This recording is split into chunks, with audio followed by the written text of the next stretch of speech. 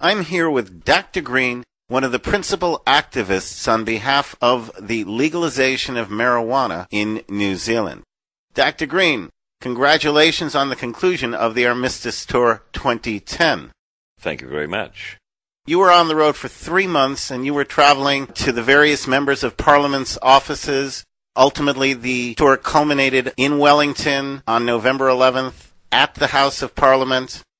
Well, we actually kicked this tour off in February this year at Waitangi on our national day, Waitangi Day, when we announced that we would be travelling the length and breadth of New Zealand seeking support for an armistice being an agreement between two warring parties to stop fighting. We are seeking peace on behalf of people within the cannabis culture with our members of parliament who are, of course, the ones responsible for implementing and changing laws. We have done this tour in 3 separate stages. The last stage, the biggest one of all, was 3 months on the road where we literally travelled from the top of New Zealand to the bottom of New Zealand and visited towns and cities in between, where in more than 30 towns and cities we opened a dactory, albeit a temporary dactory. It was an opportunity for people in the local communities to understand and have a sense of what a dactory is really all about. And for those who are listening who don't know what a dactory is all about. Well, let me explain that by saying DAC, D-A-K, is the uniquely New Zealand nickname for weed, ganja, cannabis, marijuana. We refer in this country to it's time for a DAC. So a dactory is a factory that's been converted to our use. It is a club. It's a large old factory in our main city in New Zealand. Whilst cannabis is illegal in this country, even the possession of one seed can subject you to arrest. We have opened this club, we have thousands of members, and we live like it's legal. That's our motto. We wanted other parts of New Zealand to appreciate the sense of freedom that we have by attending our club in Auckland. So we took a couple of marquees and we set up temporary dactories in towns and cities so that locals could understand that it is possible for local communities to take control of the cannabis industry in their town away from the bad guys. So over a 3-month period, you set up miniature marijuana clubs in various towns from the northern tip to the southern tip of New Zealand. Did you run into any problems with the authorities or any difficulties with the people? What kind of support did you get? Nothing but support. We did have police come by from time to time in some of the towns and cities that we were at, but mostly because we were a little unusual and they just wanted to see what it was that we were about. But there were no arrests. We had probably collectively thousands of people that came through our dactories as we travelled, and there were no arrests. There were no trouble, there were no fights. In fact, there was one fight. In one town there was a fight. A few people that had been drinking heavily decided they were going to crash our public party, and we asked them to leave, and they started a scuffle amongst themselves, which wasn't very pleasant. Our dactories are drug-free and alcohol-free. Here in the dactory we only celebrate cannabis in all its forms. So the only trouble that we've had the whole tour was that one occasion where a few drunks decided they wanted to come and hassle us in some way. We ended up with more than 100 people marching on our parliament on Armistice Day, which was the 11th of November, at 11 a.m. That's the date and time that the First World War ended, and that's why it is known as Armistice Day.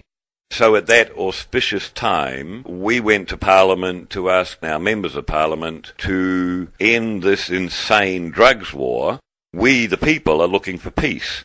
We did not declare war on you. You, the politicians, have declared war on hundreds of thousands of people in this country that are part of the cannabis culture.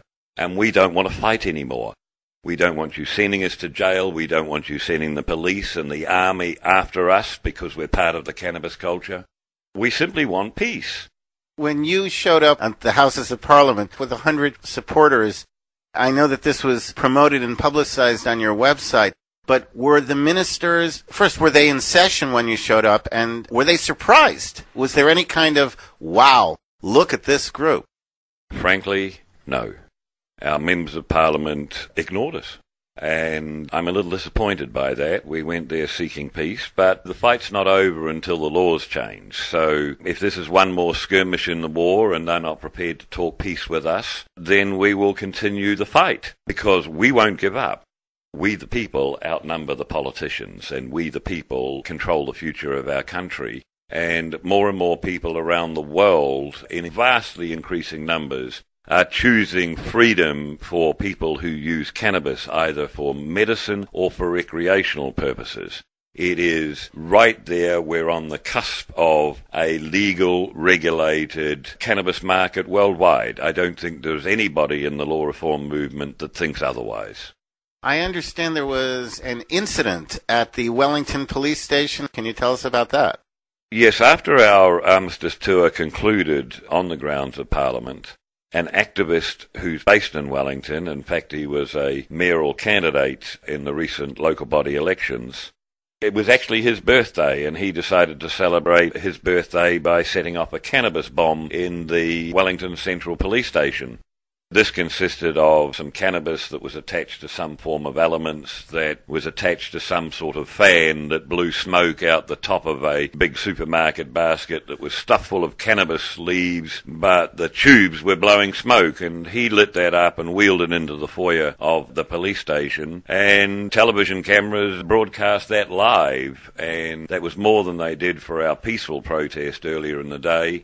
But for Al Mansell, you crazy man who went and lit this big cannabis bomb in the front foyer of the police station, you got the story on the news. And I don't really much care what people do in order to get on the news if the subject is cannabis law reform, because we are ignored continually by mainstream media, and this one got people talking about it, and I think that's a good thing. In the recent U.S. elections, California had a proposition on the ballot to legalize marijuana in the state. It was defeated. Apparently it was defeated by the elderly crowd, and the young people didn't come out in enough numbers to offset the amount of elderly who came out and voted it down. Between your experience here in the Armistice Tour in New Zealand, what just happened in the United States, do you feel in any way discouraged from your objective to see cannabis legalized? Does it discourage you and make you want to give up, or do you feel hopeful that there has been some change, some movement, and there can be more? Oh, I think the floodgates have opened. I don't think there's any question that 46% of Californians voted in favor of legalizing for adults a legal, regulated, taxable market. 46%. And that was despite their local Congress people or senators. They were opposed to Proposition 19. Leadership of many community groups were opposed to 19. And despite the rhetoric and the anti-argument, it wasn't, in fact, the young people not turning out or the old people voting against it that defeated this. It was that group of people that tapped into those that favour legal cannabis for adults, but didn't like the way that Proposition 19 was written, the fact that it included taxing. There are many people that are part of the cannabis culture that think if I can grow a plant for free, the government has no right to tax it. That's like putting a special tax on cabbages or tomatoes.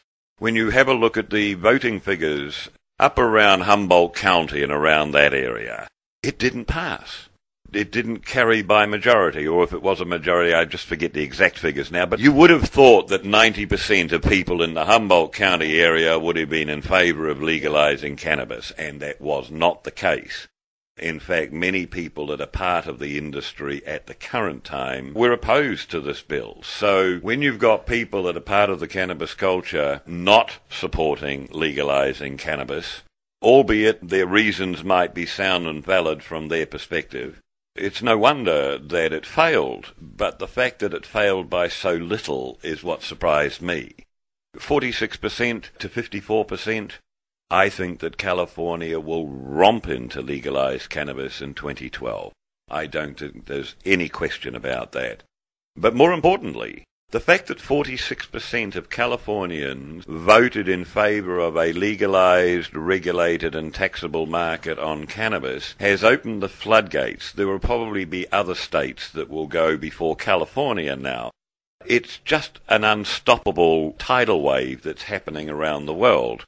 The more we do in this country, in New Zealand, the more we get away with, the more we're demonstrating that we're actually not causing any harm in our community, and that it's the prohibition laws that are causing the harm, not the cannabis itself.